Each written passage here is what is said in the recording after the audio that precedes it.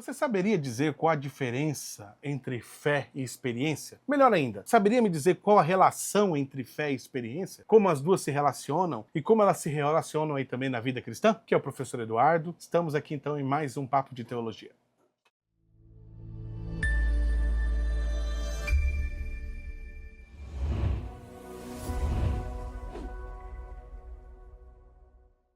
Beleza, gente. Hoje vai ser um papo de teologia diferente. Pro papo de teologia de hoje, nós vamos precisar de calculadora. Até peguei aqui uma calculadora. Ah, professor, mas essa calculadora é muito velha. Pois é, gente. Essas coisas acontecem.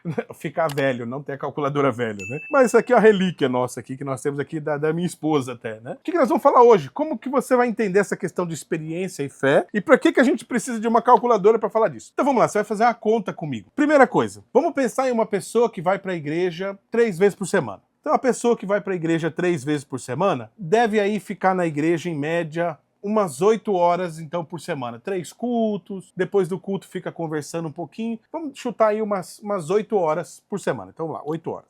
Pegamos as 8 horas por semana, multiplicamos por 4, então você teria aí 32, né? Então, 32 horas por semana. Beleza até aqui. 32 horas, desculpa, por mês, né? Você teria aí 8 horas por semana, 32 horas por mês. Vamos multiplicar isso por ano, então. Então, em 12 meses, né? Vezes 12 lá, nós teríamos aí, então, 384 horas por ano. Se nós multiplicarmos isso aqui ainda por 10, 384 vezes 10 anos... nós teríamos então aí 3.840 horas. Agora vamos fazer a conta inversa. Pega as 3.840 horas e vamos dividir ela por 24. Nós vamos chegar a 160 dias. Professor, mas o que isso tem a ver com fé e experiência? Agora que você vai entender. De que tamanho é uma árvore de 160 dias? Uma árvore de 160 dias, né? A média de 6 meses, mais ou menos, né? Não, muito grande ainda para 6 meses. 6 meses, de repente, ela é...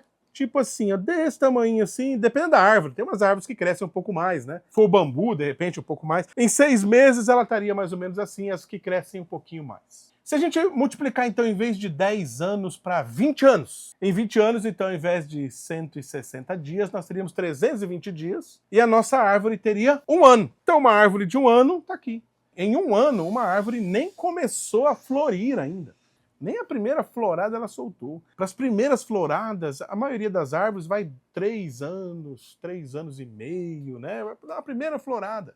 Então vamos lá, o que isso tem a ver com experiência? Tudo! A questão é o seguinte, quando você vai para a igreja uma vez por semana, e olha que eu chutei alto, hein? 8 horas por semana aí na igreja, em 10 anos, a sua árvore de vida cristã está desse tamanho. Não cresceu. Em 20 anos, vai ter 1 ano de vida.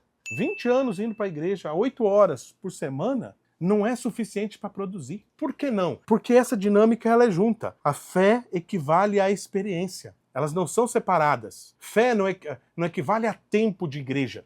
Tempo de igreja não quer dizer fé. Tempo de igreja não quer dizer experiência. Mas experiência sim. É possível então que uma pessoa, por exemplo, que no primeiro ano de fé ela se envolve com tudo, ela visita, ela ora, ela intercede, ela vai. E em vez de 8 horas, ela tem mais de 20 horas por semana. Aí você vai ver então que a árvore dela, em 10 anos, vai estar muito maior. A questão é essa. A questão é que, muitas vezes, nós estamos querendo ter uma fé que faça diferença, nós estamos querendo ter uma experiência com Deus que faça diferença, mas, gente, indo 8 horas por semana para a igreja, isso não vai acontecer nunca. Pode marcar. É muito pouco, é muito pouco. É uma fé superficial demais. Vai acontecer. É impressionante, né? Eu lembro que eu estava num culto e um jovem chegou em mim, pastor, olha, eu vou sair dessa igreja. Eu falei assim, mas por que você vai sair da igreja? Não, eu vou sair dessa igreja porque não acontece nada aqui. Não acontece cura, não acontece sinais, não acontece maravilha. Eu olhei pra ele assim e falei, mas tá certo? Ele, como assim? Na Bíblia tá dizendo que tem que acontecer sinais, cura, maravilha. Aí eu falei assim, mas você leu a Bíblia direito? Se você for ler direito, você vai ver que os sinais, cura e maravilha, eles não acontecem dentro da igreja.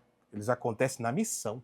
É quando você vai visitar, é quando você vai orar, quando você vai interceder. É quando você sai, não quando você vem. A igreja é o local onde nos reunimos na volta. Lembra os discípulos? Eles saíram para fazer a missão e depois eles se reuniram à igreja. A igreja é o local que eles se reúnem, na volta. Quando eles vão, é quando eles vão que os sinais acontecem, que Deus age. Entendeu? O que eu quero dizer com isso? Que a maturidade, a experiência com Deus e o crescimento depende do tempo que você entrega para Deus. Depende da qualidade do tempo que você entrega para Deus. Depende da dedicação que você tem em tudo. E não é só culto, gente. É muito ridículo o tempo que nós dedicamos no culto. É ínfimo. Um culto de 2 horas, estou colocando um culto grande. Não acontece, é muito pouco, tá? Para a vida cristã. A vida cristã, para se desenvolver e fazer diferença, ela depende de toda essa dinâmica de entrega, de encontro, de ir até o outro, de fazer a visita, de orar, de interceder, de ajudar e de participar na comunidade, de fazer todo esse trabalho. É aí que a experiência se multiplica. É aí que essa árvorezinha pode se tornar uma árvore grande e frutífera. Não se for limitado apenas à prática de igreja. É bem importante colocar isso aqui. Até coloquei aqui, né? A importância de entender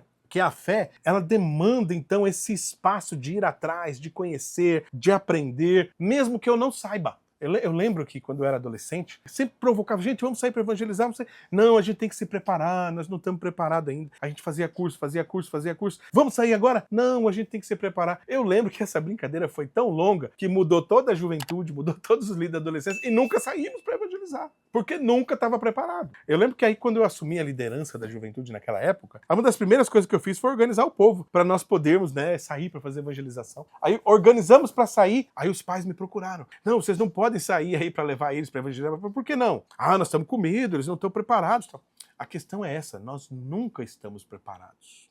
E a fé, ela depende fundamentalmente desse espaço de medo, desse espaço de não sei, desse espaço de não tenho compreensão sobre a coisa. Como diz, ela é a certeza daquilo que eu não tenho. Se eu tenho, já não é mais fé. Para que a fé aconteça e se manifeste e se desenvolva, é necessário que haja esse campo de dúvida, esse campo de inatividade, esse campo de eu não ter alcançado. É necessário que ela tenha esse espaço de perigo, esse espaço de enfrentamento, esse espaço de desafio. Gente, sem essa dinâmica de desafio não vai acontecer nada.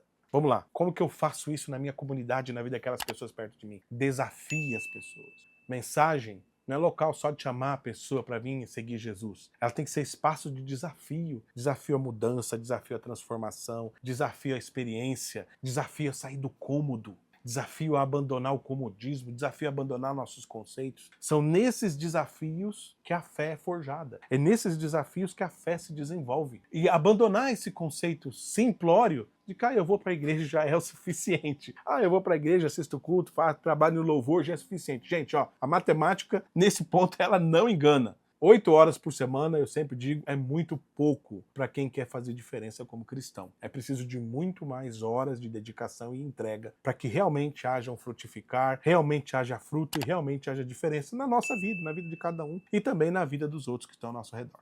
Beleza, pessoal? Fico por aqui e encontro vocês em um bosque desses qualquer. Até o próximo Papo de Teologia. Até mais.